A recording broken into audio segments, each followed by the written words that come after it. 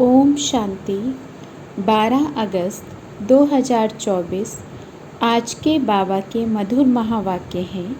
मीठे बच्चे, अब वापस घर जाना है, इसलिए बाप को याद करने और अपने चरित्र को सुधारने की मेहनत करो। प्रश्न है, अज्ञान नींद में सुलाने वाली बात कौन सी है?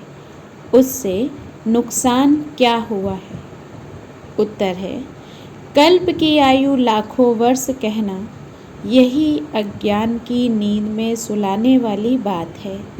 इससे ज्ञान नेत्रहीन हो गए हैं, घर को बहुत दूर समझते हैं, बुद्धि में है अभी तो लाखों वर्ष यहाँ ही सुख दुख का पार्ट बजाना है, इसलिए पावन बनने की मेहनत नहीं करते हैं। तुम बच्चे जानते हो अभी घर बहुत नज़दीक है, अब हमें मेहनत करके कर्मातीत बनना है। ओम शांति। मीठे मीठे बच्चों को अब बाप ने घर याद दिलाया है। भल भक्ति मार्ग में भी घर को याद करते हैं, परंतु वहाँ जाना कब है, कैसे जाना है, वह कुछ भी नहीं जानते।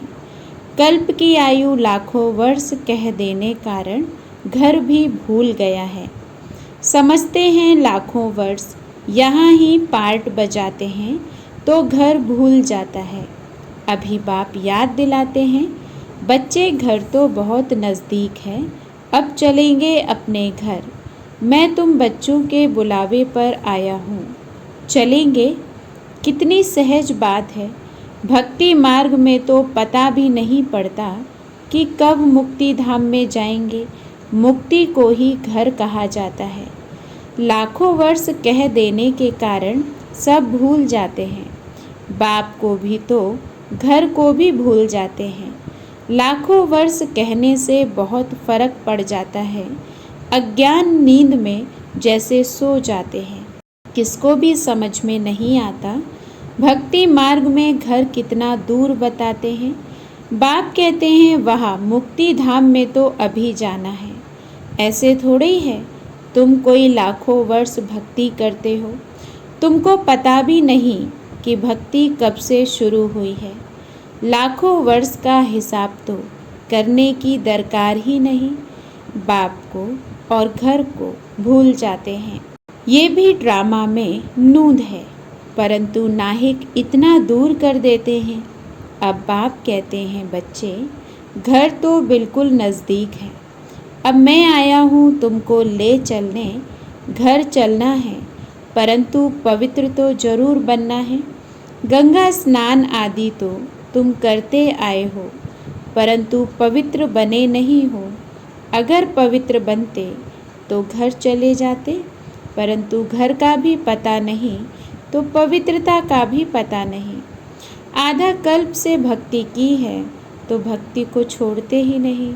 अब आप कहते हैं भक्ति पूरी होती है, भक्ति में तो अपरंपार दुख रहता है। ऐसे नहीं कि तुम बच्चों ने लाखों वर्ष दुख देखा है। लाखों वर्ष की तो बात ही नहीं, सच्चा सच्चा दुख तो तुमने कलयुग में ही भोगा, जबकि जास्ती विकारों में गंदे बने हो। पहले जब रजों में थे तो कुछ समझ थी, अभी तो बिल्कुल बेसमझ हो गए हैं। अब बच्चों को कहते हैं सुख धाम चलना है तो पावन बनो। जन्म जन्मांतर के जो पाप सिर पर हैं उन्हें याद से उतारो, याद से बड़ी खुशी रहेगी। जो बाप तुमको आधा कल्प सुख धाम में ले जाते हैं उनको याद करना है। बाप कहते हैं तुमको ऐसा लक्ष्मी नारायण जैसा बनना है, तो एक तो पवित्र बनो और चरित्र सुधारो। विकारों को कहा जाता है भूत, लोभ का भी भूत कम नहीं है। ये भूत बहुत अशुद्ध है, मनुष्य को एकदम गंदा बना देता है। लोभ भी बहुत पाप कराता है। 5 विकार बहुत कड़े भूत हैं, इन सब को छोड़ना है। लोभ को छोड़ना भी ऐसा मुश्किल है जैसे काम को छोड़ना मुश्किल है। मोह को छोड़ना भी इतना मुश्किल हो जाता है। जितना काम को छोड़ना, छोड़ते ही नहीं। सारी आयु बाप समझाते आए हैं, तो भी मोह की रग जुटी हुई रहती है। क्रोध भी मुश्किल छूटता है। कहते हैं बच्चों पर क्रोध आता है, नाम तो क्रोध का लेते हैं ना। कोई भी भूत ना आए, उन पर विजय पानी है। बाप कहते हैं जब तक मैं हूँ तब तक तुम पुरुषार्थ करते रहो। बाप कितना वर्ष रहेंगे? बाप इतने वर्षों से बैठ समझाते हैं, अच्छा ही टाइम देते हैं। सृष्टि चक्र को जानना तो बहुत सहज है। 7 दिन में सारा ज्ञान बुद्धि में आ जाता है। बाकी जन्म जन्मांतर के पाप कटने में देरी लगती है। यही मुश्किलात है, उसके लिए बाबा टाइम देते हैं। माया का अपोजिशन बहुत होता है, एकदम भुला देती है। यहाँ बैठते हैं तो सारा समय याद में थोड़े ही बैठते हैं, बहुत तरफ बुद्धि चली जाती है। इसलिए टाइम देना है, मेहनत कर कर्मातीत अवस्था को पाना है। पढ़ाई तो बहुत सहज है। सेंसिबल बच्चा हो तो 7 रोज में सारा ज्ञान समझ ले कि ये 84 का चक्र कैसे फिरता है। बाकी पवित्र बनने में है मेहनत। इस पर कितने हंगामे होते हैं। समझते हैं बात तो राइट है। हम ग्लानि करते थे कि ये ब्रह्मा कुमारियाँ भाई बहन बनाती हैं, परंतु बात तो बरोबर राइट है। जब तक हम प्रजापिता ब्रह्मा के बच्चे नहीं बने हैं, तब तक पवित्र कैसे रह सकेंगे? क्रिमिनल आई से सिविल आई कैसे बन सकती है? ये युक्ति बड़ी अच्छी है। हम ब्रह्मा कुमार कुमारियाँ हैं तो भाई बहन हो गए। इसमें बड़ी मदद मिलती है सिविल आई बनाने में। ब्रह्मा का कर्तव्य भी है ना, ब्रह्मा द्वारा देवी देवता धर्म की स्थापना अथवा मनुष्य को देवता बनाना।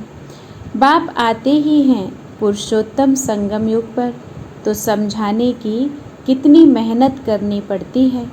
बाप का परिचय देने लिए ही सेंटर्स खोले जाते हैं। बेहद के बाप से बेहद का वर्षा लेना है। भगवान तो है निराकार, श्री कृष्ण तो देहधारी है, उनको भगवान कह नहीं सकते। कहते भी हैं भगवान आकर भक्ति का फल देंगे, परंतु भगवान का परिचय नहीं है। कितना तुम समझाते हो, फिर भी समझते नहीं। देहधारी तो पुनर्जन्म में आते हैं जरूर, अब उनसे वर्षा मिल ना सके। आत्माओं को एक परमपिता परमात्मा से वर्षा मिलता है। मनुष्य मनुष्य को जीवन मुक्ति दे ना सके। ये वर्षा पाने के लिए तुम बच्चे पुरुषार्थ कर रहे हो। उस बाप को पाने लिए तुम कितना भटकते थे। पहले तो सिर्फ एक शिव की पूजा करते थे और कोई तरफ जाते नहीं थे। वह थी अव्यभिचारी भक्ति। औरों के मंदिर आदि इतने नहीं थे, अभी तो ढेर चित्र हैं। मंदिर आदि बनाते हैं। भक्ति मार्ग में तुमको कितनी मेहनत करनी पड़ती है। तुम जानते हो शास्त्रों में कोई गति सदगति का रास्ता नहीं है, वह तो एक बाप ही बताते हैं। भक्ति मार्ग में कितने मंदिर बनाते रहते हैं। वास्तव में मंदिर सिर्फ होते हैं देवी देवताओं के, और कोई मनुष्य का मंदिर बनता नहीं, क्योंकि मनुष्य तो हैं पतित। पतित मनुष्य पावन देवताओं की पूजा करते हैं। भल हैं वह भी मनुष्य, परंतु उनमें दैवी गुण हैं। जिनमें दैवी गुण नहीं हैं, वह उनकी पूजा करते हैं। तुम खुद ही पूज्य थे, फिर पुजारी बने हो। मनुष्य की भक्ति करना, ये 5 तत्वों की भक्ति करना है। शरीर तो 5 तत्वों का बना हुआ है। अब बच्चों को मुक्ति धाम में चलना है, जिसके लिए इतनी भक्ति की है। अब अपने साथ ले चलता हूँ। तुम सतयुग में चले जाएंगे। बाप आए ही हैं पतित दुनिया से पावन दुनिया में ले चलने। पावन दुनिया है ही 2, मुक्ति और जीवन मुक्ति। बाप कहते हैं मीठे मीठे बच्चों, मैं कल्प कल्प संगम युग पर आता हूँ। तुम भक्ति मार्ग में कितने दुख उठाते हो, गीत भी है ना। चारों तरफ लगाए फेरे, दूर रहे किससे? बाप से। बाप को ढूंढने के लिए जन्म बाई जन्म फेरे लगाए, परंतु फिर भी बाप से दूर रहे। इसलिए बुलाते हैं, हे पतित पावन आओ, आकर पावन बनाओ। बाप के सिवाय और कोई बना ना सके, तो ये खेल ही 5000 वर्ष का है। ड्रामानुसार हर एक पुरुषार्थ करते हैं। जिस प्रकार कल्प पहले किया है, उस अनुसार ही राजधानी की स्थापना हो रही है। सब एक जैसा तो नहीं पढ़ेंगे, ये पाठशाला है ना। राजयोग की पढ़ाई है।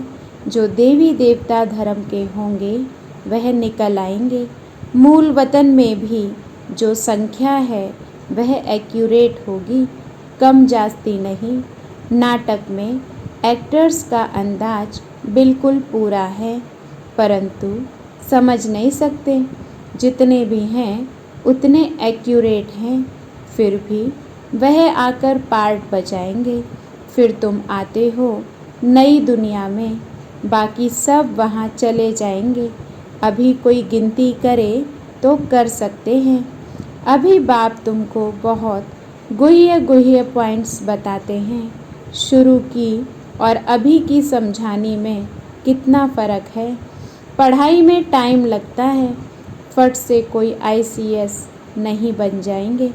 नंबरवार पढ़ाई होती है। बाप कितनी सहज कर समझाते हैं, जो मनुष्यों को बुद्धि में सहज बैठ सके।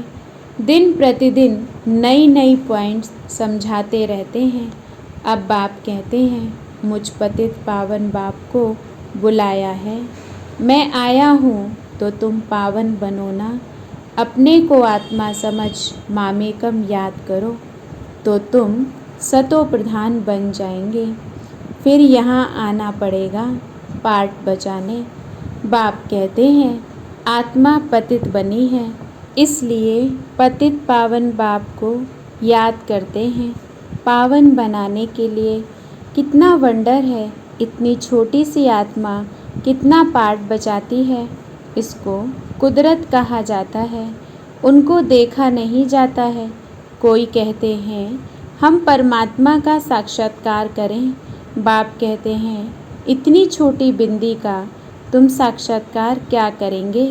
मैं जानने लायक हूँ, बाकी देखना तो मुश्किल है। आत्मा को ये सब कर्मेंद्रियाँ मिली हुई हैं पार्ट बजाने के लिए। कितना पार्ट बजाती हैं, ये वंडर है। कभी भी आत्मा घिसती नहीं। ये है अविनाशी ड्रामा। ये अविनाशी बना बनाया है। कब बना ये पूछ नहीं सकते। इनको अनादि कहा जाता है।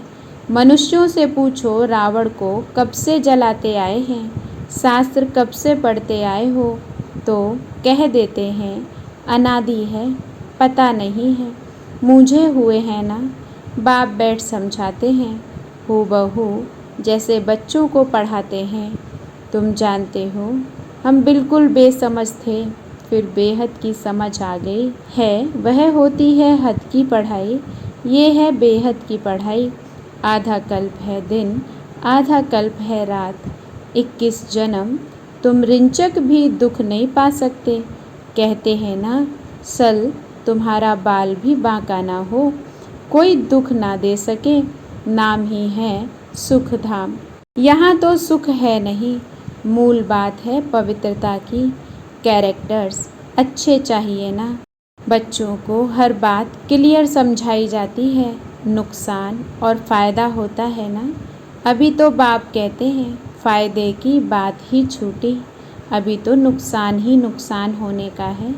विनाश का समय आ रहा है, उस समय देखना क्या क्या होता है। बरसात नहीं होती है तो अनाज की कितनी महंगाई हो जाती है। भल कितना भी कहते हैं 3 वर्ष के बाद बहुत अनाज होगा, फिर भी अनाज बाहर से मंगाते रहते हैं।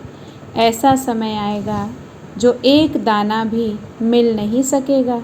इतनी आपदाएं आनी हैं, इनको ईश्वरीय आपदाएं कहते हैं। बरसात नहीं पड़ी तो अकाल जरूर पड़ेगा। सभी तत्व आदि बिगड़ने वाले हैं।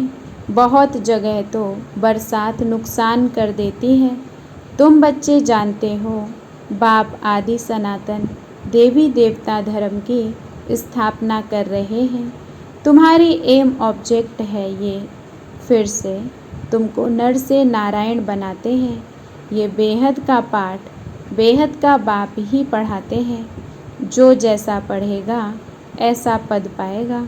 बाप तो पुरुषार्थ कराते हैं। पुरुषार्थ कम करेंगे तो पद भी कम पाएंगे। टीचर भी स्टूडेंट को समझाएंगे ना। दूसरे को जब आप समान बनाते हैं तब मालूम पड़ता है। ये अच्छी रीति पढ़ते और पढ़ाते हैं। मूल है ही याद की यात्रा। सिर पर पापों का बोझा बहुत है। मुझे याद करो तो पाप भस्म हो। ये है रूहानी यात्रा। छोटे बच्चे को भी सिखलाओ कि शिव बाबा को याद करो। उनका भी हक है। ये नहीं समझेंगे कि अपने को आत्मा समझ बाप को याद करना है। नहीं, सिर्फ शिव बाबा को याद करेंगे। मेहनत करने से उनका भी कल्याण हो सकता है। अच्छा, मीठे मीठे सिखिलदे बच्चों प्रति माता पिता बाप दादा का याद प्यार और गुड मॉर्निंग। रूहानी बाप की रूहानी बच्चों को नमस्ते। हम रूहानी बच्चों की रूहानी बाप दादा को याद प्यार, गुड मॉर्निंग, नमस्ते। धारणा के लिए मुख्य सार है। पहली पॉइंट, नर से नारायण पद प्राप्त करने के लिए बेहद के बाप से बेहद का पाठ पढ़कर दूसरों को पढ़ाना है। आप समान बनाने की सेवा करनी है। दूसरी पॉइंट है, लोभ मोह की जो रगें हैं उनको निकालने की मेहनत करनी है। अपने चरित्र को ऐसा सुधारना है जो कोई भूत अंदर प्रवेश होने ना पाए। आज की मुरली का वरदान है, भगवान और भाग्य की स्मृति से औरों का भी भाग्य बनाने वाले खुशनुमा खुश नसीब भव। भगवान और भाग्य की स्मृति से औरों का भी भाग्य बनाने वाले खुशनुमा खुश नसीब भव। अमृत वेले से लेकर रात तक अपने भिन्न भिन्न भाग्य को स्मृति में लाओ और यही गीत गाते रहो, वहाँ मेरा श्रेष्ठ भाग्य। जो भगवान और भाग्य की स्मृति में रहते हैं वही औरों को भाग्यवान बना सकते हैं। ब्राह्मण माना ही सदा भाग्यवान, सदा खुशनसीब। किसी की हिम्मत नहीं जो ब्राह्मण आत्मा की खुशी कम कर सके। हर एक खुशनुमा खुशनसीब हो। ब्राह्मण जीवन में खुशी का जाना असंभव है। भल शरीर चला जाए लेकिन खुशी जा नहीं सकती। स्लोगन है, माया के झूले को छोड़ अतीन्द्रिय सुख के झूले में सदा झूलते रहो। माया के झूले को छोड़ अतीन्द्रिय सुख के झूले में सदा झूलते रहो। ओम शांति।